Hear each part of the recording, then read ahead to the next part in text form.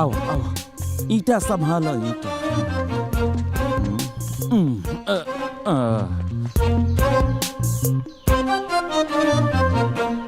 हम शांति के प्रतीक हैं, ठीक है? अरे का करत यार, कोनो काम आराम से सीधा तरीके से ना हो सकेला। अरे तो देखा तरा का लिख लेबा कि हम शांति के प्रतीक हैं। काम करला शांति वाला शांति के प्रतीक लिख लेबा। तो ठीक है, ठीक है, ठीक है ना? ठीक है, चलो ना, ठीक है, चलो ना भाई। अरे रहे दो, रहे दो।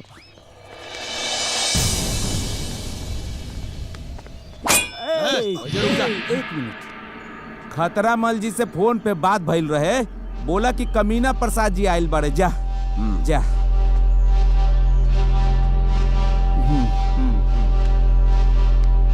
खतरामल।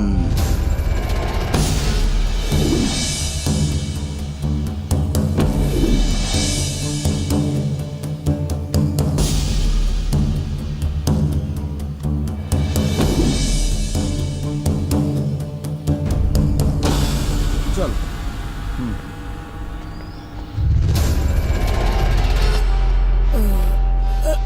जी आदाब। आदाब आदाब। आदाब। कहाँ बोला? हम जो फोन कैले रहनी नु, हाँ जो ना क्लाइंट के बारे में, हाँ। वो क्लाइंट के बेटा ये बड़े। क्लाइंट के बेटा? जी जी जी। काम हो जाए। कहाँ फंसा दे ले यार? जौन आदमी के खैला के अलावा कुछ कामे ना हुई, इमोट आदमी से दौड़ लो जाई रे। अरे भाई, मोट समझ के कमजोर न समझा, बुझला? काम में दम और सफेदी चमाचम। खतरा मल ना है मार। हमके देख के बड़े बड़े जन के मल निकल जाला। बोला कि काटे बाके के, चीरे बाके के, पारे बाके के, मारे बाके के, हुरे। चुप चुप चुप चुप चुप, शांति। क्लाइंट का मूड थोड़ा डिस्टर्ब है। हाँ हाँ हाँ। वो हमार बाबूजी हमार। तुम्हार बाबूजी? हाँ हाँ हाँ। अच्छा अच्छा, हाँ। तब सिर्फ गोली मारे बा? Sorry sorry. हाँ, फिर सॉरी बोल रहे, फिर सॉरी बोल रहे। तब हाँ, तब काटे कर दी। सॉरी सॉरी सॉरी, फिर सॉरी बोल रहे, फिर सॉरी बोल रहे। आँख फोड़ दी।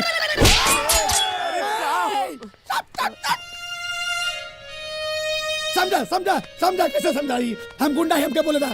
रैंड के मूड समझा। फिर सॉरी। कितना सॉरी बोले? न काटे के बा, न गोली मारे के बा, उनका के अपहरण करे के बा, वो इज्जत से। इज्जत से अपहरण? हाँ। मतलब गोड़ छुप के उठा के ले चल जावे बा? न पैर छुके, न माने इज्जत से जैसा अपहरण हो सके अपन देख ली। इज्जत से? हाँ। ना हो तो बोला हम कहीं और चल जाते हैं। हो जाए ना, हो जाए हो जाए। पैसा मालतल? पैसा वकील साहब बताई ना। अरे उ जौना आदमी के किडनैप करे के बानू, हाँ। सारा माल तो उनकरे लगे बा। जैसे किडनैप हो जाइहन, वैसे सारा माल मिल जाए। हम जितना, हाँ जितना चाहे फीस में उ रख ली। मतलब पूरा माल हमके मिल जाए? हाँ सब सब सब सब। हाँ हाँ हाँ हाँ। ठीक बात। चल तनिया।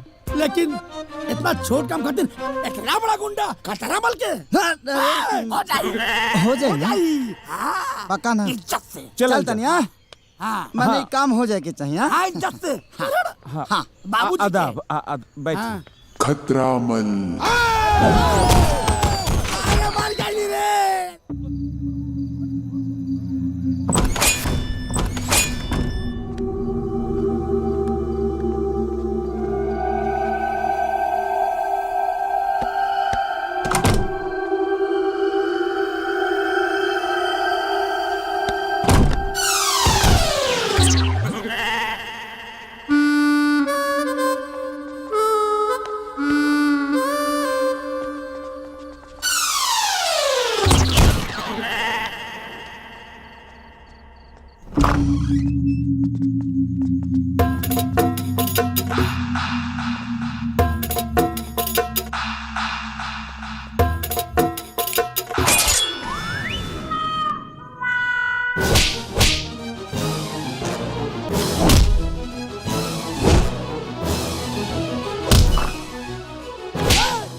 खुश रहा।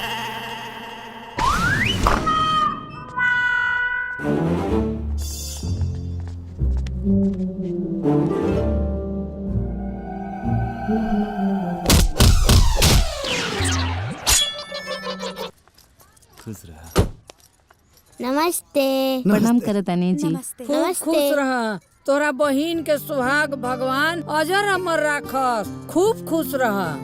अब और कितना एहसान करम लो हमरा ऊपर। कपड़ा लत्ता, गहना गुड़िया, यहाँ तक के शादी के सारा खर्चा रो लगन उठावत तनी। आखिरकार एकर हम भाई नु हई, हमरो कोनो फर्ज होला। अरे बेटा एगो बात बताओ, अब भगवान इतना धन देले बड़े तो खर्च तो होखबे करी। ए मास्टर काका, हाँ हाईली नोटिस कोर्ट से आइल बा। नोटिस?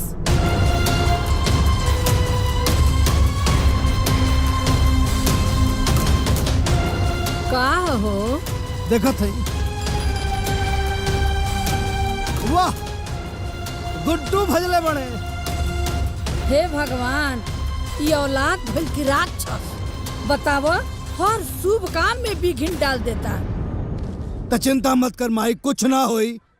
राम प्रसाद हाजिर हो। अदालत की कार्रवाई शुरू की जाए। Thank you milord. हाँ तो राम प्रसाद जी, जी आपका कहना है कि गुड्डू जी आपके बेटे नहीं हैं, जी। लेकिन हमारे मुवक्किल गुड्डू जी का कहना है कि वे आपके ही बेटे हैं और आप दूसरी शादी करके उन्हें उनके अधिकार और उनके हक से वंचित रखने का साजिश रच रहे हैं। देखिए वकील साहब, जबरदस्ती दबाव डालकर किसी दूसरे के बेटे को आप मेरा बेटा साबित नहीं कर सकते। झूठ बोल रहे हैं आप राम प्रसाद जी, आप झूठ बोल रहे हैं। क्या आपने अपने बेटे की परवरिश बचपन से लेकर आज तक नहीं की? बताइए, क्या आपने अपने बेटे का एडमिशन मेडिकल में नहीं करवाया? Objection your honour. मेरे फाजिल दोस्त मेरे मुवक्किल पर भावनात्मक दबाव डालने की कोशिश कर रहे हैं, ये उचित नहीं है। Objection sustained. Thank you milord. Milord, अगर गुड्डू जी राम प्रसाद जी के बेटे हैं तो क्या कोई सबूत है, कोई गवाह है? अजीब विडंबना है मिलॉर्ड। जरा सोचिए कि आज एक बेटे को खुद को बेटा साबित करने के लिए बेटा होने का सबूत और गवाह पेश करना पड़ेगा। मिलॉर्ड, अदालत सबूत और गवाहों के आधार पर चलती है। मेरे फाजिल दोस्त को यह बात पता होगी, वरना कोई भी बेटा किसी को भी अपना बाप कह देगा। मेरी अदालत से गुजारिश है कि ये झूठी मनगढ़ंत कहानी को ना सुनते हुए इस केस को डिसमिस किया जाए और इस फर्जी बेटे का दावा करने वाले लड़के को जालसाजी के लिए उचित सजा दी जाए। क्या प्रार्थी के पास कोई सबूत या गवाह है? है, गवाह है मिलॉर्ड। एक नहीं, तीन गवाह हैं। और मैं अदालत से गुजारिश करूंगा कि हमें उन तीनों गवाहों को पेश करने की इजाजत दी जाए। उन्हें पेश किया जाए। हमारे सबसे पहले गवाह हैं राम प्रसाद जी के गांव के ही सबसे बुजुर्ग व्यक्ति, गांव के मुखिया जी श्री ब्रिजेश त्रिपाठी जी।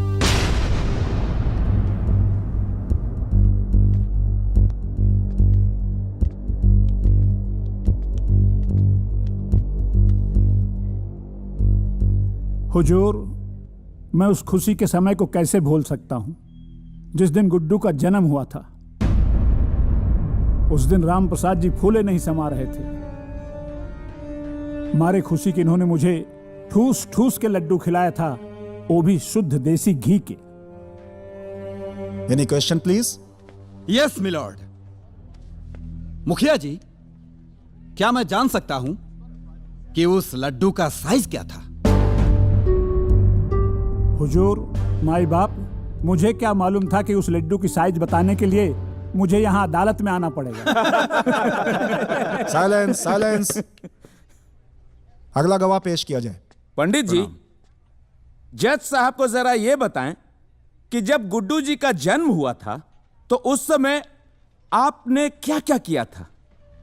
जनाब, हम पूरे गांव का जन्मपत्री हम ही बनाते हैं। वैसे वो सौभाग्यशाली ब्राह्मण हम ही हैं जो राम प्रसाद जी के कहने पर गुड्डू बाबू का जन्मपत्री बनाए थे। और राम प्रसाद जी हमको बहुत इनाम दिए थे साहब। 51 रुपया नगद और 1 जोड़ा धोती हमको इनाम में दिए थे।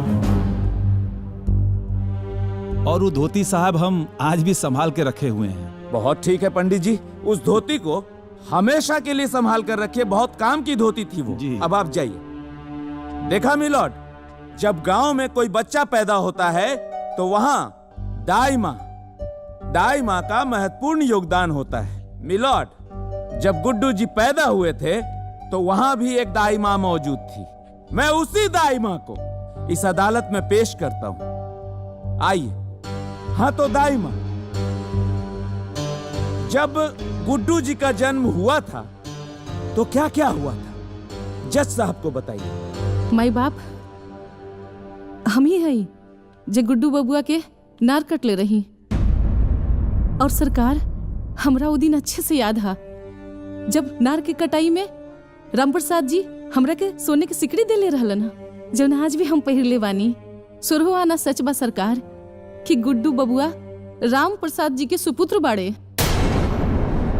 अब आप जा सकती हैं। जी। जज साहब, मैं भी इस अदालत से कुछ कहना चाहता हूँ। इजाजत है। जज साहब, जिस उम्र में इनको तीर्थ यात्रा करना चाहिए उस उम्र में शादी करके बाप बेटे के अटूट रिश्ते को कलंकित करना चाहते हैं। ये बदनाम करना चाहते हैं। ये ऑर्डर ऑर्डर। ये पूरे समाज में हमें गिराना चाहते हैं। मैं कैसे बर्दाश्त करूं, कैसे करूं? शांति। एक बेटे पे क्या गुजर रही है मैं कैसे आपको बताऊं जज साहब? Order order. अपनी भावनाओं को कंट्रोल कीजिए। कैसे करूं? ये अदालत है और अदालत की एक मर्यादा होती है। इस केस का फैसला अदालत कल सुनाएगी। जज साहब ऐसा मत करिए, कल शादी है इनकी। मैं बर्बाद हो जाऊंगा जज साहब, मैं बर्बाद हो जाऊंगा। प्लीज आज ही फैसला सुनाइए। कोर्ट तो इज शादी हो जाएगी adjourned। इनकी जज साहब। यार सब ठीक हो जाए। सब तबाह हो जाए यार। अरे सब ठीक हो जाए। आई चली।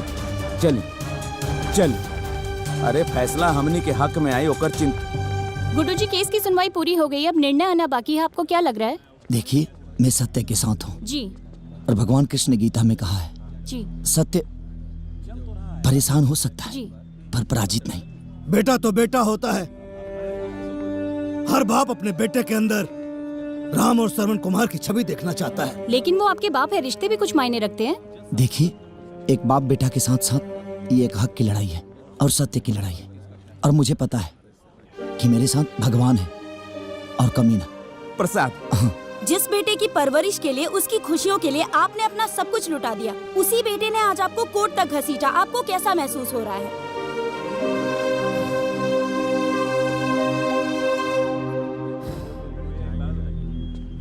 यह मुकदमा हिंदुस्तान के हर बेटों के लिए एक सबक साबित होगा। Thank you.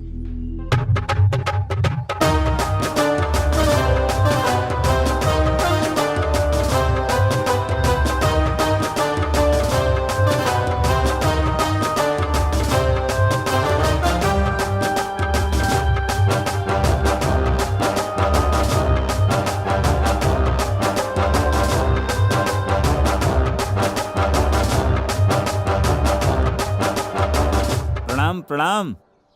अरे ये बताएं कि बारात कब तक लेके आओ तनी? ए बाबू, एक कहत रहनी है कि अभी कहानी पर से पर्दा उठा लिहल जाओ। का कहनी हो? एक कहत रहनी हो कि गुड्डुआ के सुधारे खातिर हमन लोगन जवानी नौटंकी कैले बनी जा, झूठ मूठ के बियाह वाला नौटंकी, ओकरा पर से पर्दा उठा लिहल जाओ बाबू। पर्दा हटा लिहल जाओ? हाँ। भरी पंचायत में ब्याह के डेट ऐलान करके, तिलक चढ़वा के, गांव समाज में सब जगह कार्ड न्योता बंट गईल। और रौरा एकरा के नाटक कहता नहीं? ये का कहता रहो? हाँ? अरे हमने के यह बात भइल रहे, अब तो जबरदस्ती बतियावता रहा। का बात भई रहे का ना भई रहे हमरा कुछ मालूम नहीं के, बुझाइल ना? है का बकता रे? अरे बेटा, ये उम्र में हम अगर ब्याह करब तो समाज के काम होते खाए। अरे जवान बेटा के भविष्य सुधारे खातिर हम इतना बड़ा नौटंकी कहनी, वो बेटा के अपन मुंह कैसे दिखाई हम? हम इतना पागल नहीं खी कि रउरा बेटा के सुधारे खातिर हम अपना बहन के इज्जत दाव पे लगा दी और ओकर जीवन बर्बाद कर दी। देख नादानी में तहू कुछ ना समझ पहले, गुड्डुआ के सुधारे के जिद में हमहू कुछ ना समझ पैनी, उल्टा पुल्टा फैसला ले लेनी, बात आगे बढ़त चल गई। ये उम्र में हम ब्याह करब, अपना खानदान का नाम मिट्टी में मिलाए, लोग थूकी हमरा के गाड़ी देई। तो लोग तो पहले ही से थूकत रउरा के ऊपर। आ खानदान के जहाँ तक बात करत नहीं तो खानदान में रहिए का गइल बा रउरा लगे। अब बेटा के नजर में तो रउरा पहले ही गिर गइल बानी। ए राम प्रसाद जी, अगर रउरा बारात लेके ना आई तो हम अपना बहन के डोली रउरा दरवाजे पर लेके आ जाई। रउरा सोच ली। सोच लेनी बेटा। बारात निकली। जो सबूत और गवाह अदालत में पेश किए गए हैं वो पर्याप्त नहीं हैं, जिससे यह साबित हो सके कि गुड्डू के पिता राम प्रसाद ही हैं। इसलिए यह अदालत। रुक जाइए जज साहब।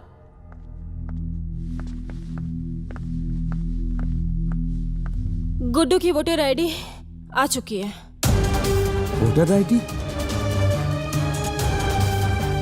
ये दे दीजिए।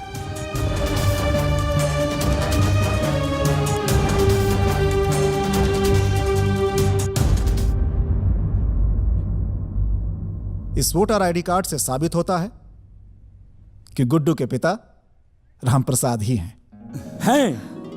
यस। जहां तक इनकी शादी का मामला है वो उनका निजी मामला है, किंतु अगर उनकी शादी से परिवार के किसी भी सदस्य को मानसिक, शारीरिक या आर्थिक क्षति होती है तो वो कानून का सहारा ले सकते हैं। राम प्रसाद जी की व्यक्तिगत संपत्तियों को छोड़कर पैतृक संपत्तियों में गुड्डू का हिस्सा कायम किया जाता है।